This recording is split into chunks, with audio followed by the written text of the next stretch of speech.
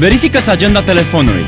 Sunt șanse mari să găsești pe cineva mișto pe care ai uitat să suni. Stai la bar mai des. Atunci când ești la o masă, întotdeauna ai lucruri de inabordabilă.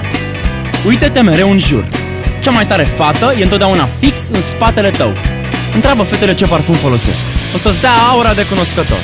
Mergi și tu cu mâinile lipite de cord, măcar să pară că ai mușchi. Combină-te, combină-te, combină-te, trăiește-ți aspru veștile. Combină-te, combină-te, combină-te, trăiește-ți aspru veștile. Combină-te, combină-te, combină-te, trăiește-ți aspru veștile. Trimite un SMS fostei prietene. Dacă nu pică în capcan, îi mai dai unul și spui că sperai că s-a maturizat și ați rămas prieteni.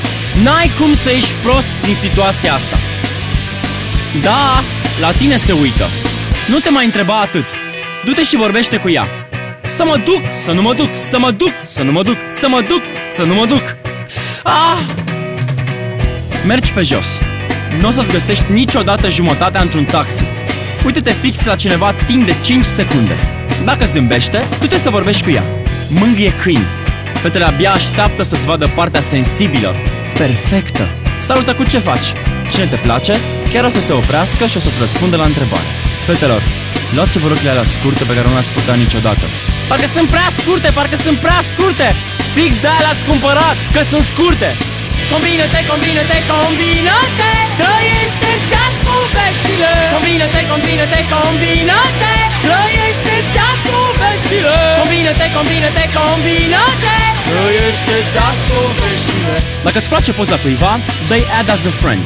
În cel mai rău caz o să fie încă unul din prietenii virtuali cu care nu o să vorbești niciodată. Aruncă în conversații cuvântul tandrețe. Fetele or să te iubească, fără să-și dea seama de ce. Pune-te la mintea copiilor. Joacă-te cu ei.